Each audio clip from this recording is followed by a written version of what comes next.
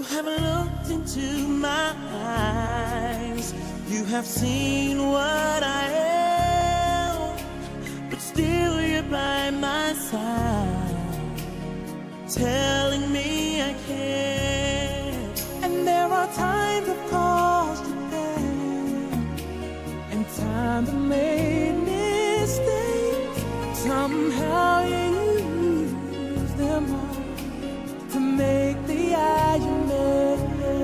Oh, every good thing I have done, everything that I've become, everything. Welcome to All About Us Teen Talk TV. I want to thank you for joining us today. Don't forget to order your All About Us Youth magazine. You can go to www.AAUYM. Also, don't forget about our books of the month. They are great Christmas stocking stuffers. We have Something to Make Your Bird Sing by author Renanka Ward and 101 Truths by Melanie Thomas. You can go to Amazon.com to pick those books up.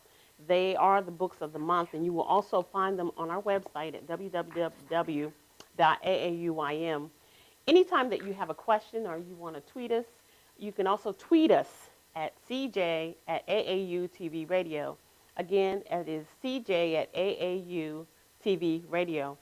We have an awesome topic that we are going to discuss today. So just sit back and enjoy, and Elizabeth is going to introduce our very special guest. We have a great topic to discuss today. We'd like to welcome Dr. Michelle Gantt, founder of Good Morning Parents. The importance of communicating love and the positive effects of establishing a relationship from infancy to adulthood. Tell us a little bit about yourself. Well, thank you for having me. I appreciate it. My name is Dr. Michelle Gantt. I am the owner and founder of Good Morning Parents. I also do double duties as an education supervisor in a federal prison, a mom, a wife, a sister, a researcher, an author, all these exciting things. Good Morning Parents is a parenting education company that provides parents with strategies to help the parents enhance the environment of the home so that they can create happier, healthier, more financially stable families. Tell us a little bit more about your organization as well, as far as, how many of you are there within this organization? Well, we use volunteers in the organization of Good Morning Parents. We're strong with that. We give back to the community because we take college students also that are looking to be around professionals to give them feedback and so they can look for positive role models. So it's like a connection of young people and older people that can, if you need help with the resume, if you need help applying to colleges and jobs. So our organization are based on volunteers, so the numbers vary all the time. But we're a strong support group as well, so it's not just a specific number of how many are on the actual board. It's always growing, and we're always continuously giving back. They may leave for a year and come back, so it's the time that they can give that help us to keep reaching out to different organizations. We'll go to schools, we'll go to prisons, we'll go to reentry organizations, religious-based organizations, so it just depends. Parenting is not just in one area, but we reach different areas as well. I was just curious, I'm kind of buying off the topic for a second because I know a little bit more about you, and I want everybody that's watching to know your story. How exactly did you what did you major in first off in college? Well, to start back how the Good Morning Parents come about, and starting off in college, I started out in psychology, and as young kids, what you go to school for is not always where you end up. Sometimes situation happens, experiences happen where you end up on another path, and then you get that aha moment where you're comfortable and you know where you're supposed to be and where you're going. And that's kind of what happened to me. I majored in psychology starting in undergrad, and then I went out to become a teacher because you needed to get a job. And when you got out, I became a teacher at the Department of Education, and there loved the job, fell in love with everything. But in there, sometimes with the education system, you don't feel like you're giving back as much to the children as you can because all the policies and everything that goes along with it. So it came to a point where I started seeing that the children were unfortunately feeling more like numbers than they were like products, and what can we do to actually reach these children because of the system, the way they needed to keep pushing them forward. So crazy enough, I left the Department of Education and went over to a federal system as a correctional officer. And there, and I said, I'm from Brooklyn. I have family members who were incarcerated. I know good friends that were incarcerated. So I said, I can do this. I can do it. So I left the system. And I went over to become a federal correction officer. And there, that's when I knew they had teaching positions over there, so I can possibly put into that to go back to my foundation of becoming a teacher, because I love teaching. It is definitely one of my passions. So there, I was thankfully promoted to come over to be a teacher, and then the teacher promoted into me becoming a parenting coordinator, and that's where it all happened when they said, they wanted me to be a parenting coordinator. I said, I don't have any children, but then I thought, I'm a teacher, so I had children. I'm a family of 10. I have brothers and sisters, so I know how to be a baby. We have nieces and nephews. And so again, I said, I can do this. I've been around children, so then I did it. And that's when the teaching, the parenting education, how to be a teacher and put this together, how to be a parent, put this together, because these men were getting parenting programs that were so outdated that they needed new stuff to address their needs to help them as fathers to build their relationships. So once I put all that together, I was very happy, and it all came together. And that's the parenting education grew into me going into school to get my doctorate into education administration, which still forces in how can this curriculum that I put together for these men, does it really work? Will it help them to enhance the relationship with their children? So that's what caused me to put the curriculum together, the research study to see, will parents who participate in parenting programs, will that make a difference in their lives as parents? And so that's where it all came together, and that's what founded Good Morning Parents. It was just growing and filling me from the beginning. I was going to ask, how did you come into the fact of pursuing your doctorate degree? So you kind of answered that question. But this goes to her book. That's why I wanted to go back to this. I want you to tell us a little bit about your book. Well, Raising Scholars from Infancy to Adulthood is actually for my colleagues that we graduated from the doctoral program together. And we all were passionate, and we all were from different areas of, from different backgrounds. And we all got together, and we did a part, and we took our dissertations and did a section. So it focuses from high school, it focuses on junior high school. Then we even have those years where many parents will forget transitioning your children from college, from high school into college. And then we have my section, which is always kind of stand out sometimes. The incarcerated parent. What can we do to help the parents who are incarcerated raise their children to be scholars despite the negative effects of incarceration? So we all put ourselves together, and then we have a love for parenting, a love for educating youth, a love for helping make them to see a difference. So we all put our energy together, and that's where we publish the book. And they can get this book on Amazon.com? Amazon.com, Okay, absolutely. Amazon.com, Raising Scholars from Infancy to Adulthood, Preparing Our Children for College and Demolishing Prison Walls. You can find this on Amazon.com. It's by Dr. James C. Brown, Dr. M. Jamal Colson, Dr. Lynn B. Alfie, and Dr. Michelle Gantt. So make sure you go to Amazon.com and get your books. Raising Scholars from Infancy to Adulthood, Preparing Our Children for College and Demolishing Prison Walls. Prison walls do not actually have to mean the prison physical walls, because we are all, some of us in prisons somehow, mentally, physically, you understand, physically Absolutely. as well. So this is actually a good book and a good read. So I'm just letting you know, another stocking stuffer. Absolutely. And that's for all parents. It's for all parents. All parents. Okay. Okay. Miss Elizabeth? Sorry. Got me. When we discuss the importance of communicating love, let's talk about what does feeling mean. Wait, that makes sense. What does feeling loved mean to you? And for me, feeling love means to me, it's an actual, and I, you look these things up when you see love is a verb. It's a feeling that you get. It's an action that you have. Love is different for everyone. How something that makes me feel love may not make you feel love. And then I go back to looking up Gary Chapman's 5 Love Languages, which was a book that my husband and I read together that was phenomenal to help us understand each other. It also contributes and go down to how you love your children and how they feel love. So when you go back to the different types of ways you feel love, do you feel love only when someone gives you gifts? Do you feel love when someone says good job? Do you feel love when someone's just saying, I love you? Or do you need a little bit more? Do you need them to hold your hand? Do you need them to do these things? And that's the same thing we have to do with our children. What do our children need to feel love? So it's not only about, it's important for us to know how we feel love because we're establishing these relationships with our children. So we have to have ourselves prepared, and what do we need to do to prepare our children?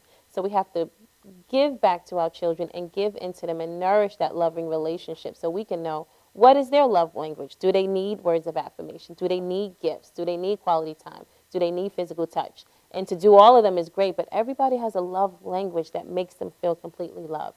And for me, I think I'm a mixed bag, but my primary one is quality time. I love having quality time when my family and I are reading books together, when we're watching movies. And then on top of that, we're talking to each other. I love you so much. We're doing all these things. So feeling love is different for a lot of people, but more importantly, it's an act. It's not just I love you and that's it. You said Gary Chapman, and what was the name of the book? The 5 Love Languages. 5 Love Languages. I'm going to check that out. Absolutely. Okay, 5 Love Languages.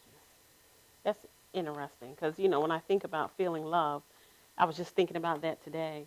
And I was thinking about, sometimes when you're going through your challenges or you're going through your doctorate degree or going to school, sometimes you just want to know, am I doing okay?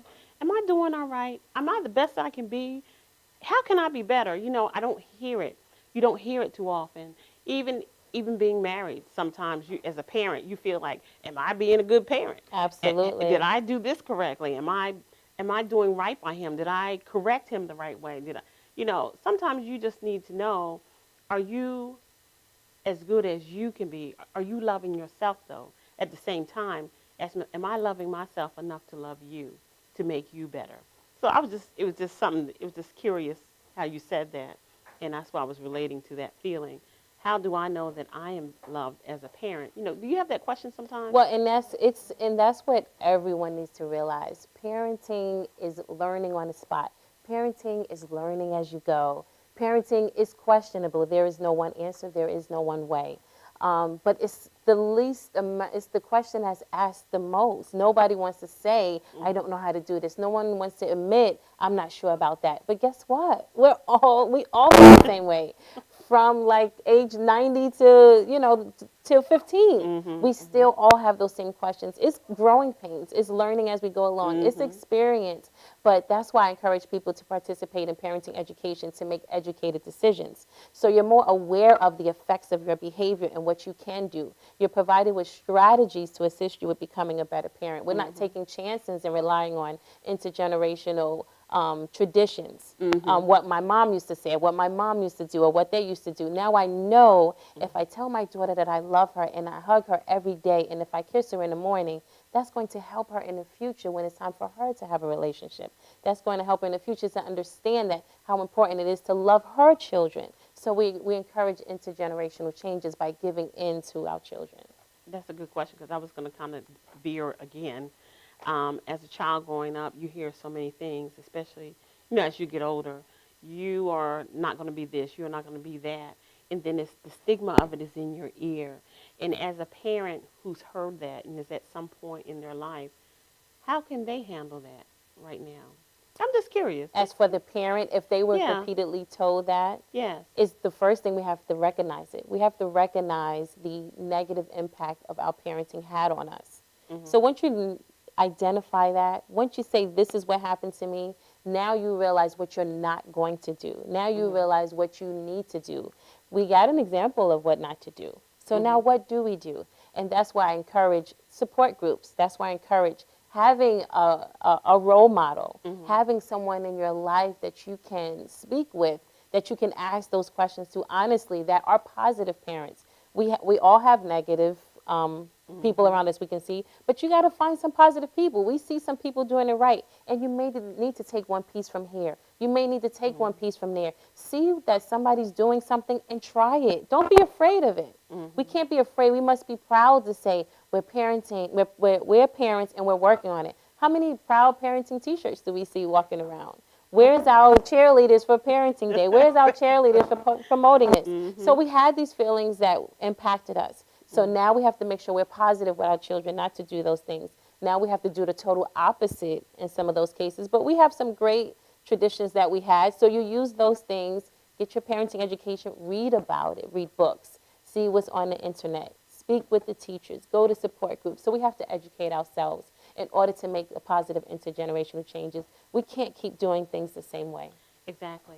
Now, I just have one more question I have to ask. I know it's off the subject, but in dealing with the young men, especially when they're incarcerated and they're dealing with their feelings, are you finding it challenging for them to let go of that in the past? And is it hard for men to let go? Is it hard sometimes for them to let that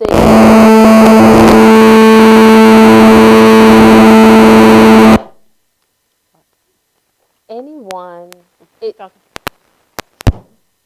anyone that's in a relationship or in a comfortable environment, I create an environment with the men that allows them a safe space to open up and share those emotions, those feelings. And in addition to that, we use strategies to conquer those feelings and to move forward. So it's important to where you're going and who you're speaking to and how you're addressing it.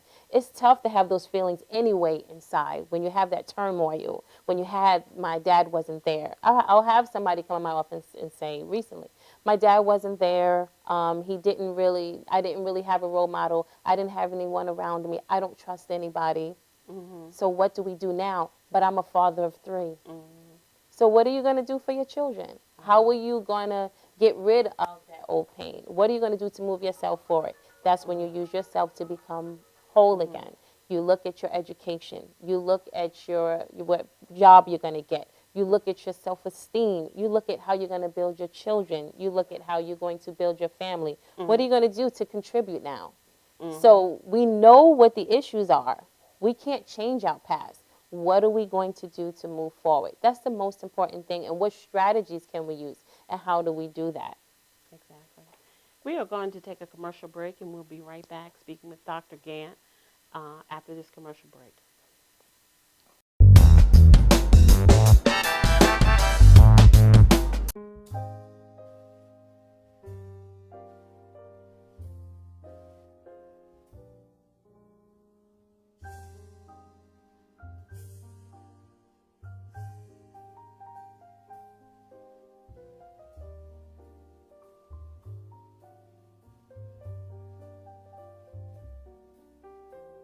Hi, my name is Dr. Tom Dow. We have a multidisciplinary practice in Melville and Ronkonkoma, New York, and we treat patients with many, many different conditions, from newborns through geriatric patients with numerous different techniques. There's a technique and a type of treatment for every class of patient. We have them all here.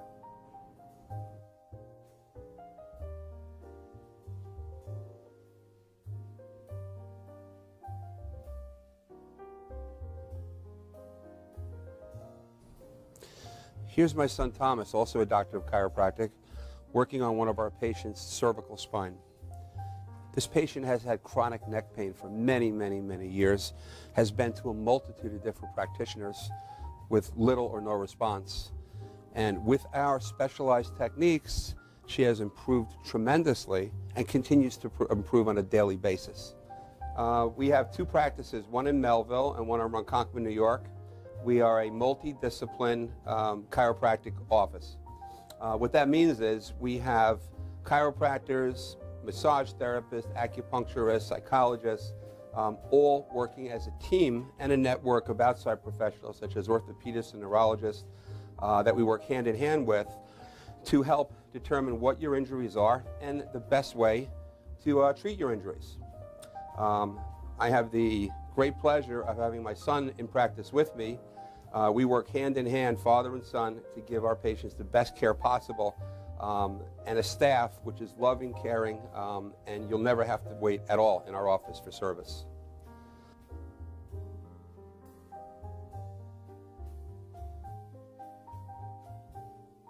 Many times patients come into our office and they have what's called a soft tissue injury.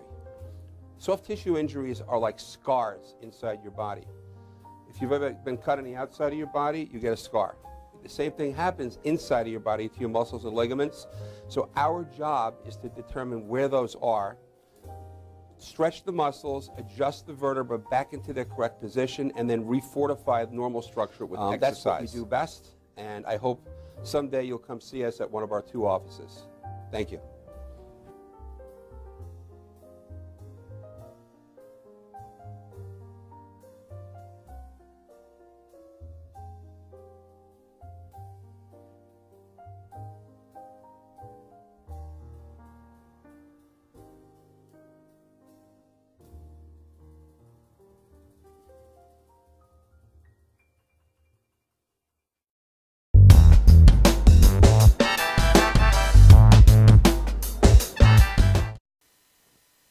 Welcome back to All About Us Teen Talk TV. Today we are talking with Dr. Gantt about the importance of communicating love and the positive effects of establishing a relationship from infancy to adulthood. And Dr. Gantt, our next question would be, when does the actual relationship with your child actually begin? The relationship begins the first day you find out that you're pregnant.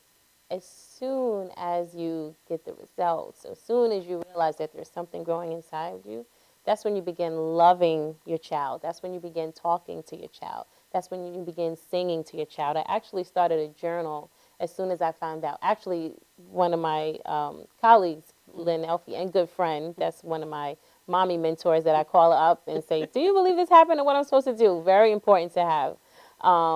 But she bought me a journal to write down all my questions and all my thoughts and all my feelings. The first time I heard you, I saw you on the screen, had my sonogram. The first time I felt you kick. The first time I even knew that you were there. How did you feel? You write all those things down because you begin to fall in love with your child as soon as you find out that you're pregnant. Mm-hmm. Very important. You already established that relationship. They always say that you establish that bond and you talk to them, you communicate, you read to them because they start feeling and learning and all that as soon as they're there, as your child begins to develop. So all those things should begin the first day of conception, as soon as you find out, I should say. Now, I'm going to veer kind of off a little bit. Now, as you're dealing with teens, now, as they're teenagers right now, and they're having that relationship with their parents, and there's some misconnects, what is a way that they could reconnect with their parents right now? You know, they're out of the womb, but they're still attached. But how can they find that to connect back to their parents? Well, the other thing we, as teenagers, and I was a teenager probably, but we're not taught, even a lot of families don't discuss emotions. A lot of families don't discuss feelings. A lot of families don't discuss their vision of what a loving family looks like. So sometimes, and some parents are not prepared to do that. So as that child, we have to be responsible and say, Mom, I want us to become a loving family, and this is how we're going to do it. I want to tell you I love you in the morning, I love you in the afternoon. I want to hug you in the morning and hug you in the afternoon. Because sometimes we go without that feeling because we don't want to be the one to have to do that because we feel they're the parents, so they should know better. Not all parents know better. But sometimes we have to teach them. My mother would not say I teach her anything, but they're still learning. Like my daughter was surprised when she said, she was like, you know everything. No, I don't. I'm learning every day. Every day I'm learning something new. So even as teens, and then it's not about yelling. It's all in how we communicate that we want our parents to know. We want to love them more. We want a more loving relationship. Or we need more hugs from you. Mom, I need you to hug me more. Mom, I need you to tell me, that you love me more. I need you to tell me good job, even if I only went from a 70 to a 75.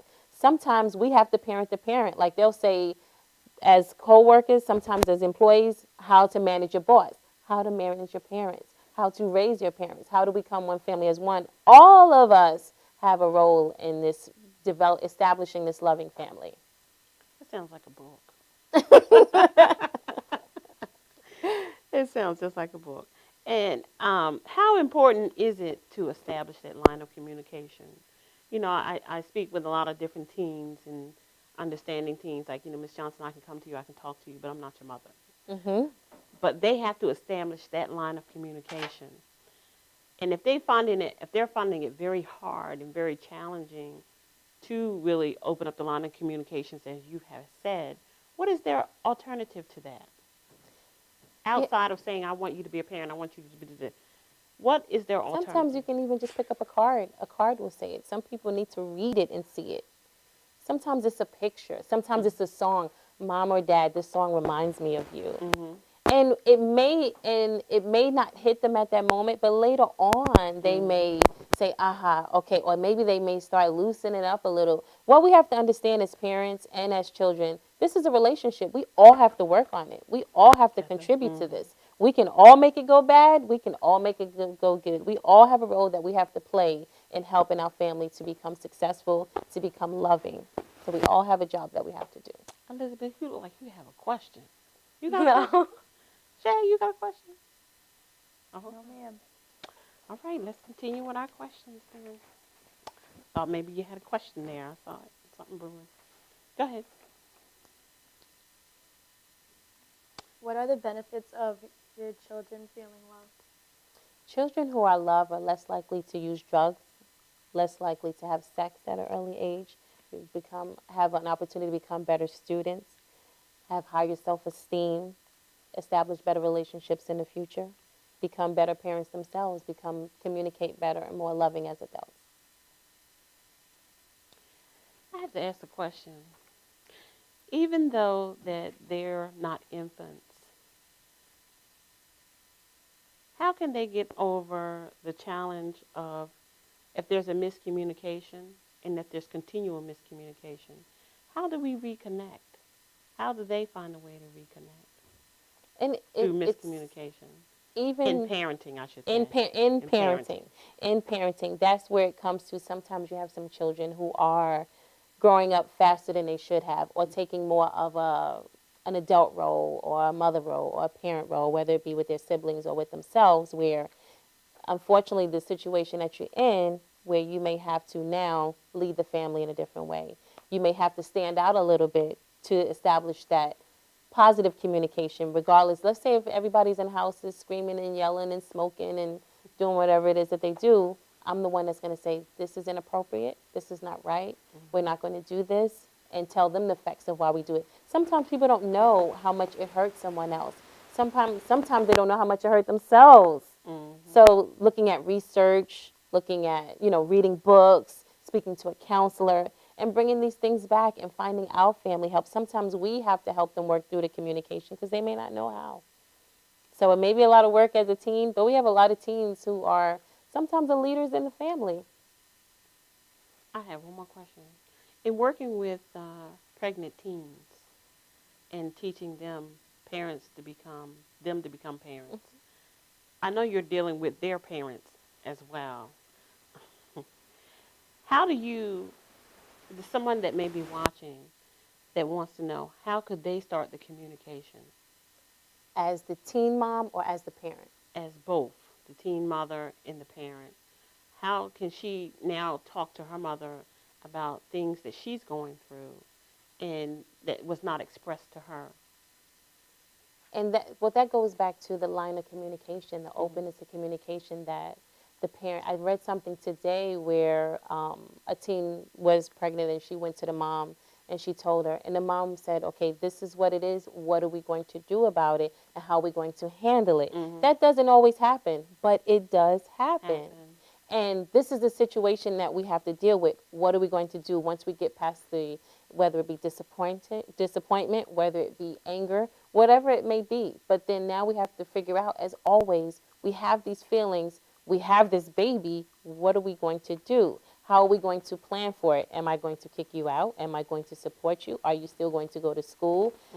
And we all know, unfortunately, at a young age, you get a higher chance of becoming low-income parents. You get a higher chance of dropping out of school. So what are we going to do not to make sure that this doesn't have a trickle-down effect for the grandbaby that's there? And how do we prepare ourselves? So again, it's educating yourself. It's having that communication, having those conversations that's going to make it difficult. But this is what we have to do. We have to identify the situation, come up with a strategy, and how do we move forward? Now, you said you worked in a federal prison, correct? Do you work with young men and young women, or they're all different ages? It can be from 20 to 80. Are you finding that some of the girls that come in are pregnant? Are you dealing with some? We have a small population, and with my position here, we're focusing on Good Morning Parents. Of course, we want to make sure that I got we you. stay in line with what we're doing. Oh, well, let me rephrase that. In dealing, does Good Morning Parent, well, I can't answer that question. I'm sorry. Shay, go ahead, next question. What can you do to make sure your child feels loved? Again, that goes back to making sure you know what your child needs to feel loved. Talking with your children about love, teaching your children what love is, hugging them. Like, we'll have a routine in the morning.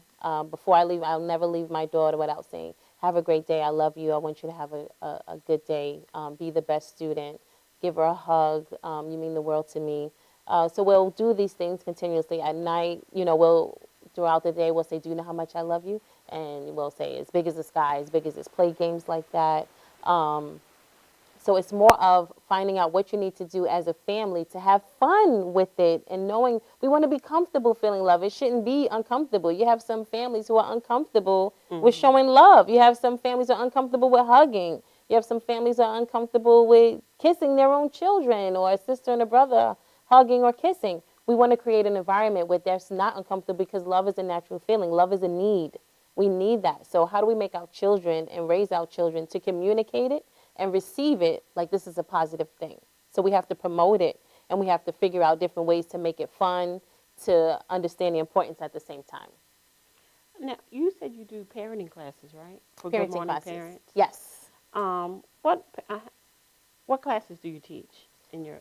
That goes back to Good Morning Parents promote the 6 pillars of the 6 pillars of foundation of a family. So every parent, every family has these 6 pillars that helps them to create these happier, healthier, financially stable families. Showing love. Everybody needs to feel love. And this is for adults to children. We all need these things we all have these same feelings. So showing love, we spoke about communication, discipline, which everybody has this question. Okay. I want you to hold that note, Dr. Gantt. Okay. AAU Teen Talk TV will be taking a commercial break, and we'll be right back after this conversation.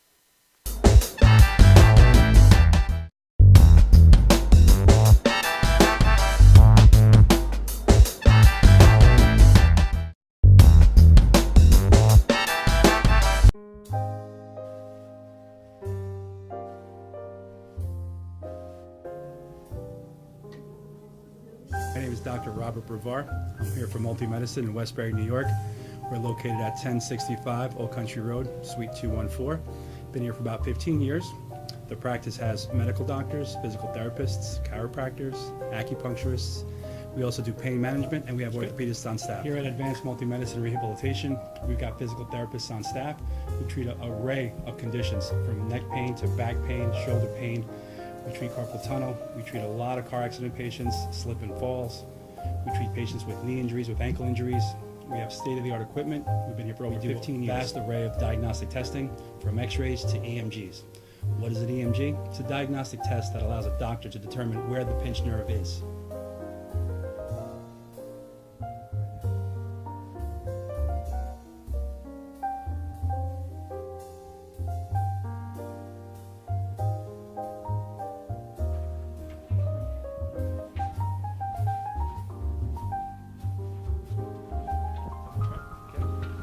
Cora is a physical therapist at Advanced Multi-Medicine and Rehabilitation.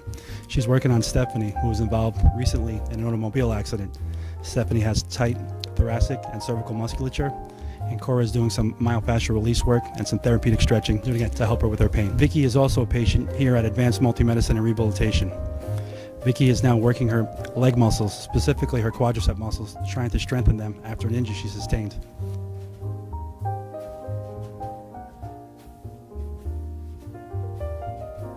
If you find yourself in need of any type of physical therapy, please don't hesitate to call Advanced Multi-Medicine and Rehabilitation, located in Westbury, New York, in Suite 214. Phone number is 516-334-7000, or find us on our website at advancedmultimedicine.com.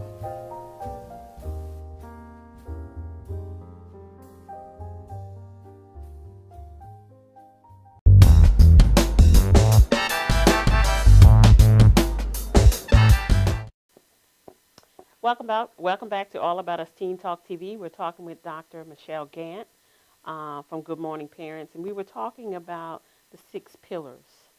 So if you want to go ahead and finish, Okay. explaining that so that the parents that are watching can understand what the 6 pillars So are. we spoke about the 6 pillars, what are the foundation of every family to help them create happier, healthier, more financially stable families. With these 6 pillars, it provides them with strategies and helps them to target different areas of parenting to enhance their parenting skills, if we want to say. So one is showing love. We all, as I previously stated, we all need love. We all need to show love. And how do we do that? And what are the strategies? Communication, as we spoke about different types of communication today. How do you communicate to your child? What are you communicating to them? How are you teaching them to communicate? Discipline.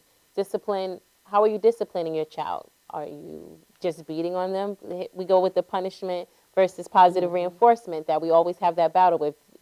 Today we're not allowed to beat our children the way we were, growing up. So what are we going to do? How are you going to teach them to be respectful? How do you teach them to be disciplined, whether it's in the classroom, whether it's at home? What is discipline?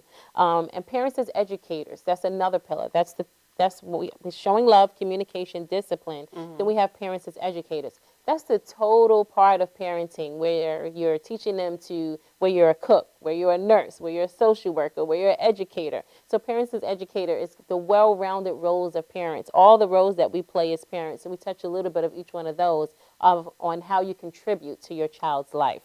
And then you have family fun. You can't do all these things without having fun. You got to find ways to have fun. You have to have activities. You have to tell jokes, look at pictures, look at movies. So what are we doing to have fun as a family? And lastly is financial literacy. Financial literacy was added in there, especially me coming from being in a federal facility and seeing these things. A lot of things that people do leads up to not knowing how to manage their money. It leads them into being into poverty, not understanding the effects of bad spending habits, not learning how to save, not learning how to even calculate differences in going shopping when you're going shopping. So financial literacy was included in there because we need these things to help us to live, not only as children, as adults, but we must instill these behaviors, positive behaviors, as children and family. And we need to know as parents that that's a part of our role in teaching our children these things. And many adults today do not have the skills. And I'm still learning every day myself. Exactly. I was reading something today a friend had sent me, and she was just saying, as a parent, if you're not empowering your children to save money, to buy life insurance, to have a rainy day something on the side, not enough money saved for a down payment on the house. And then I thought about it, and I said, well, today's child, especially my child, because my children are 26 and 23, I mean, for them, because they're finishing college, by the time they finish college, they're paying off some of those loans. How can they really focus on saving for a future? And that's the whole, I'm glad you put the financial literacy piece in there, because a lot of families right now are struggling with just balancing out, together to be a family. So that is a challenging piece. But I try to empower my young girls when Miss Johnson, that's right, Miss Johnson says this all the time, always when you get money from grandmom or grandfather, especially for Christmas, birthday, whatever, take at least more than half of that and put it in your savings. Put it somewhere, but don't spend it. Save it up. And on a rainy day, you take something out and go buy something for yourself, but save it. And I want to start with them investing, because if they start investing now, especially with the younger children, they would have a beautiful portfolio. Absolutely. And we have to teach our children to do these things. Teach them to do And I am proud to say I'm the first one in my family that even started a college fund for my child at this early age. And she knows that she has that college fund. So whenever she gets a gift or something, I'll tell her, well, let's split it up. We'll take $5 for this for your savings. You take $5 for your college fund. You can take $5 and do what you want, but I'm teaching her these things now, how to split it up. I'm teaching her that she can be an entrepreneur. I'm teaching her to to see what the different type of investments are. And she may not understand all of it now, but she's been exposed to it. So later on, she'll have those traits and she'll have a better opportunity of understanding it and contributing to it. Now, you talked about communicating love and communicating different strategies Um, what about establishing um, routines? Routine. Let's talk about establishing parental routines and how effective that can be with parenting as We need it. It's a survival tactic for the parent, and it helps the child for the future, even as adults. Even from as much as setting a bedtime routine. If the child knows that at 8 o'clock it's time to brush your teeth, it's time to, whether it be get in the tub, whether put your pajamas on and get into bed, it's going to make it a lot easier for the parent, and it's going to make it a lot easier for the child because they already know what's happening. They're going to be ready to do it. You know the routine. It's time for us to get ready for bed. So at 8 o'clock, even doing it now with my 6-year-old, it's a struggle sometimes, but we're being consistent. Then it helps them to establish the routine where they get to start doing it on their own. It makes it easier for the parent now. Now I don't need to do this. Now I don't need to do that. When you come home, it's time to do the homework. It's time, then we can watch television or we get something to eat, whatever it is. But it makes the house run smoother. It makes them understand what's happening. It helps them to be prepared. It helps them to understand what's coming next and be prepared for what's coming next. And then this way you get to move on to other things, or you get to add other things when the child knows what the routines are. It also helps them become better students because we have routines at work, we have routines at school, there's routines on the road. So it helps them to become better citizens all around when they're used to having routines at home in the family. because they're teenagers, and though you were talking about infancy, let's talk about routines for them and them interacting on social media, doing things at night, the specific routine. How do parents who are dealing with teens understand that there is a routine as a teenager, even though you're older? The routines just change. The routines are going to change. But we have to establish those routines.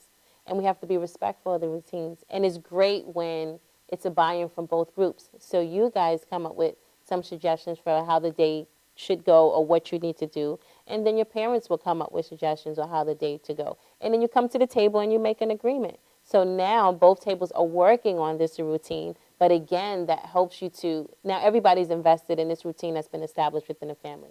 Whether I'm going to school and then I'm going to do an after school thing and then I'm going to go home and eat, whatever it is. But everyone has to have that buy-in. Otherwise, if it's unrealistic, teenagers are going to be like, I'm not doing that, and I'm going to end up doing something else.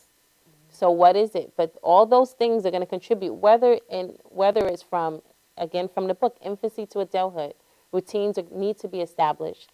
But it's always better when you contribute to it, or especially when you understand it. So I understand it, I made a contribution to it, I understand the effects of it, and now I see the benefits. It's an all-around win for both parties. Number 8. Number 8. Why is it important to teach your child to love themselves? Without loving yourself, again, that leads to having sex at an early age as a teenager. That leads to low self-esteem, as a child, not feeling love. That leads to being in abusive relationships. That leads to not being able to love your children. So there's a lot of negative effects when a child doesn't feel love, that they will put themselves in an environment just because they need to feel like they belong with someone. If we go back to her Maslow feeling of needs, Yes. we go back to our feeling of needs. That's one of the needs that we have, of belongingness, of feeling loved. So if we don't have those things, it's difficult. Sometimes people are stuck. You ever see adults that act like children?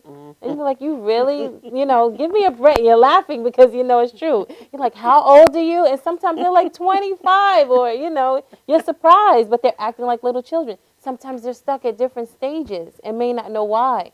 And then sometimes we may even say, did your mother ever hug you? Give me a break, right?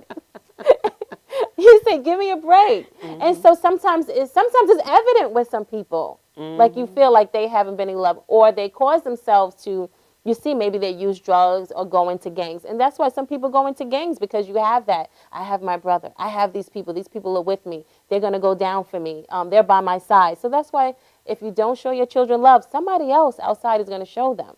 But is it going to be the positive love? Is it going to be appropriate love? That's what we have to realize. So not feeling love can definitely get you stuck in a lot of places. It can definitely cause you to get in a lot of situations. Not having those conversations with your children will cause them to go out into the street and find love in the wrong places. Shay, number 9. How does your love life affect how you love your child? It really affects it. Sometimes it's negative, sometimes it's positive. Sometimes some parents, you have teen moms, you have older moms, if their relationship isn't doing well, then they don't want to love their children. Or if you ever seen some people, some families will say, oh, you're just like your father, and they'll take it out if the father's not there, unfortunately. Some parents will say that, you know, it's your fault why I don't have money or why I didn't get to finish school. So that would cause them not to have that loving relationship. And what we need to do as parents, what was the question? I kind of lost. How does your love life affect? Oh, how's my love life as an adult? So if I'm being abused and not understanding, well, if my husband is beating on me and that's how he shows me, that's how he loved me, and then he tells me afterwards, then we can have ice cream, and then he gives me hugs, then I can still beat my child and give him ice cream and show him love. So that stuff passes down on that way. But we also have to realize, so now if I'm in a happy relationship and as we say with teen, oh, my boo is loving me, and now I'm happy, and so now I'm hugging my baby and hugging him and telling them how much I love them because I'm getting it. So we have to understand when we're in bad relationships, sometimes that can show on how you treat your children. If we're in a good relationship, sometimes that can show how you treat your children. But you have to understand and be aware of how your love life or your mood affects how you treat your children, and don't take it out on them. But it's also great if you have that communication with your child so they can say, Mommy, you're not feeling well, or Mommy, are you sad today? So we have to understand how our relationships affect your children, and what can we do to make sure it doesn't have a negative impact on them when maybe you're not in a great relationship at the morning, and what can you do with your child to make sure that they don't have those feelings. And that can be from any age, even as a teenager, even as even through a young adult, or even if you have a young child. We're still influencing how our children show love or how we're loving our children, depending on our situation, which we have to be mindful of. You're watching All About Us Teen Talk TV. We are going to take a commercial break, and we will be right back after this message.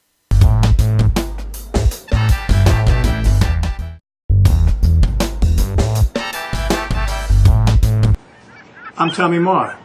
I'm down in St. Bart's having a good time.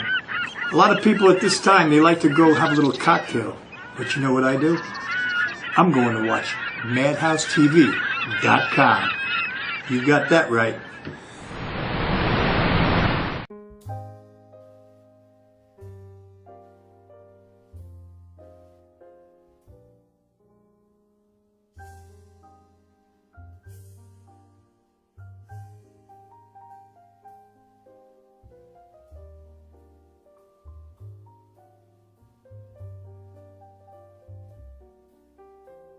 Hi, my name is Dr. Tom Dow.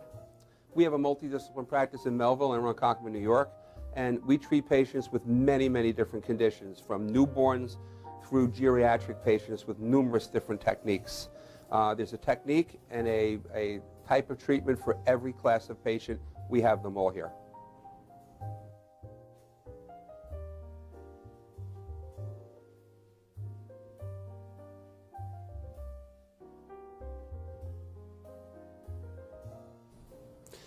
Here's my son Thomas, also a doctor of chiropractic, working on one of our patients' cervical spine. This patient has had chronic neck pain for many, many, many years, has been to a multitude of different practitioners with little or no response. And with our specialized techniques, she has improved tremendously and continues to improve on a daily basis. We have two practices, one in Melville and one in Ronkonkoma, New York. We are a multidiscipline chiropractic office. What that means is we have chiropractors, massage therapists, acupuncturists, psychologists, all working as a team and a network of outside professionals such as orthopedists and neurologists that we work hand in hand with to help determine what your injuries are and the best way to treat your injuries. I have the great pleasure of having my son in practice with me. We work hand in hand, father and son, to give our patients the best care possible, and a staff which is loving, caring, and you'll never have to wait at all in our office for service.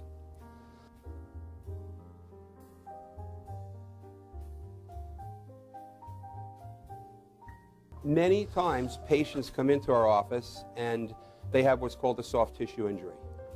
Soft tissue injuries are like scars inside your body. If you've ever been cut on the outside of your body, you get a scar. The same thing happens inside of your body to your muscles and ligaments. So our job is to determine where those are, stretch the muscles, adjust the vertebra back into their correct position, and then refortify the normal structure with exercise. That's what we do best, and I hope someday you'll come see us at one of our 2 offices. Thank you.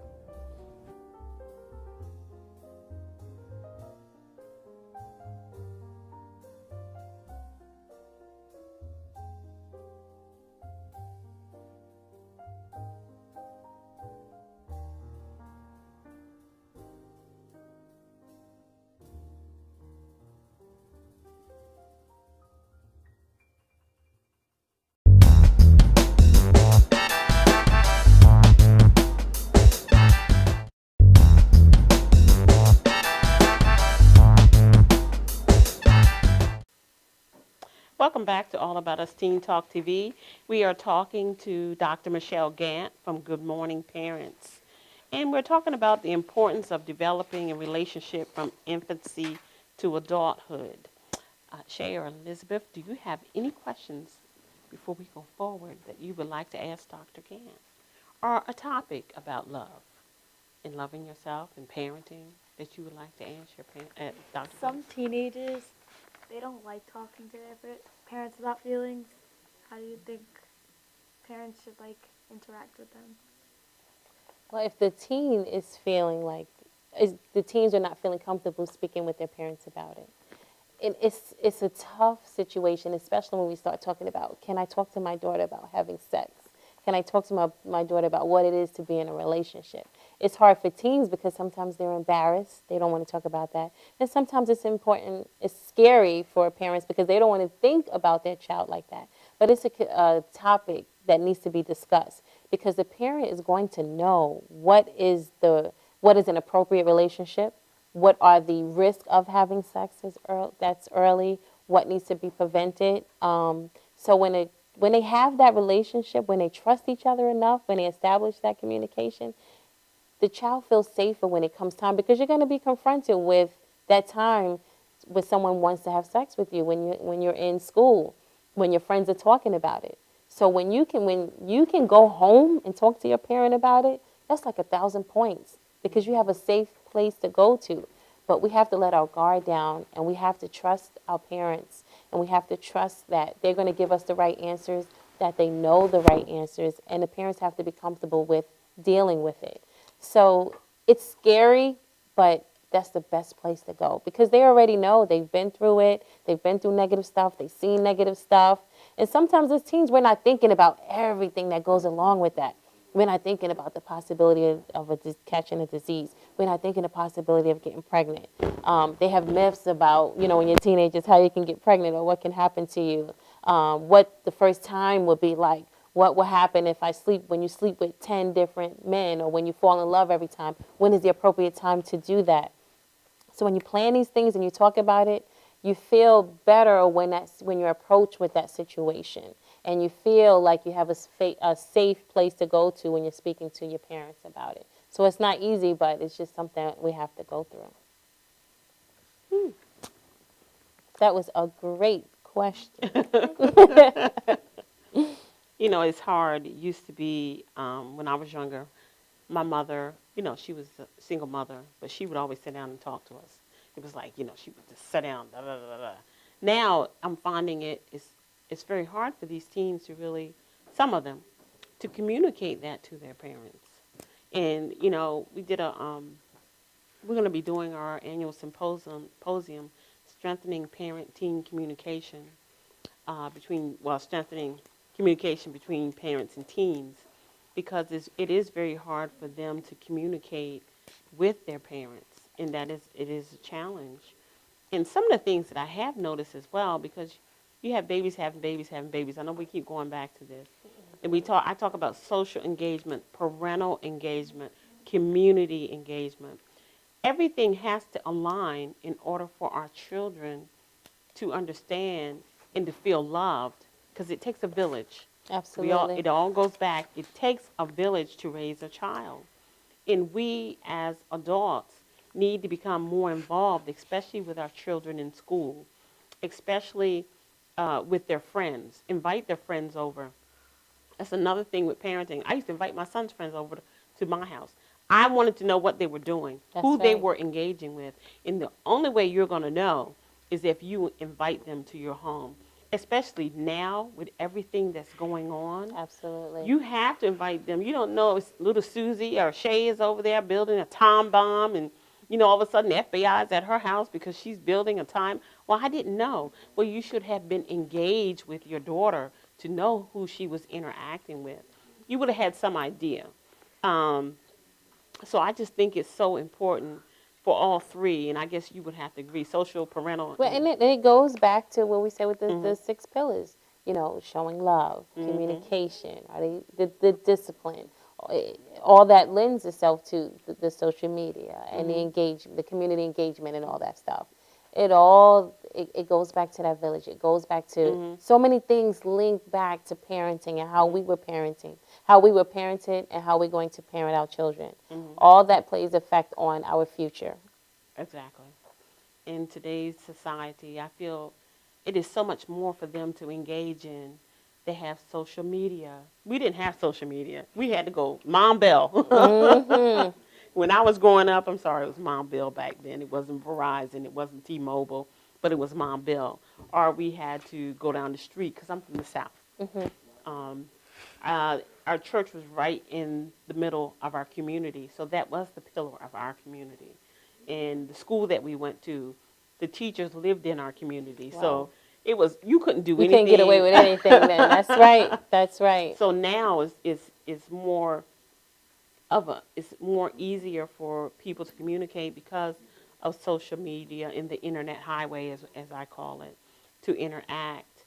I like the internet highway.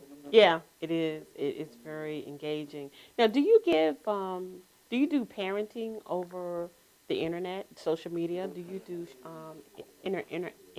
any interaction over the social media? Well, we do have Facebook for Good Morning Parents. We do have Twitter for Good Morning Parents at Good Morning Parents. And we do have our website, www.goodmorningparents.com. So please visit our website. But we're continuing to grow, as I previously stated. But as far as giving classes over the internet, those are our next steps as far as giving tips about parenting. Those are our next steps to reach more people. Our goal is to educate and excite the world about parenting. That's part of our mission. What do we need to do to educate and excite the world about parenting, and how do we create these happier, healthier families through promoting these pillars and providing strategies and knowledge to enhance the parents to create positive intergenerational changes. Now, do you want to give your information so they know how to contact you? Again, my name is Dr. Michelle Gantt, and I thank you, ladies, for having me today.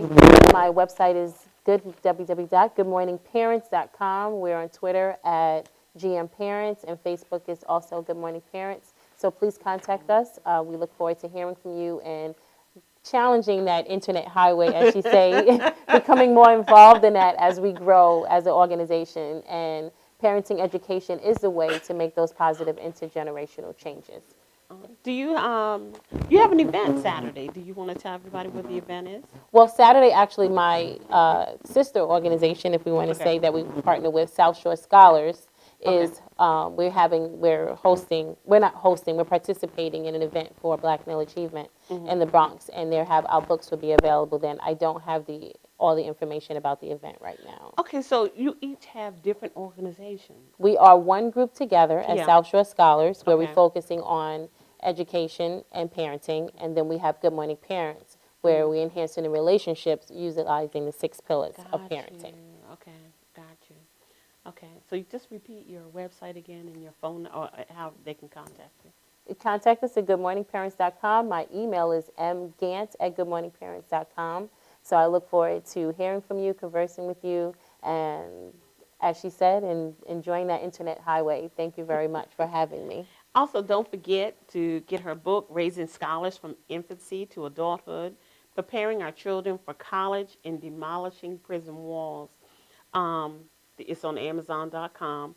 And just watch out for her because there's going to be a couple of other things she has coming up. And you can go to our website to find out any information as well after today's show on how to contact her as well. If you go to www.aaum.com, don't forget to order your All About Us Youth magazine. The new magazine is coming out in November. And today we've touched on many topics, and I hope that this topic has been a great help to you. We look for you next Thursday where we'll have Building Bricks, Mr. Herman Dunham and Mr. William Portwine, who will be bringing our new men's segment to you. And join us next Thursday at 4 p.m. for All About Us Teen Talk TV. Have a good night.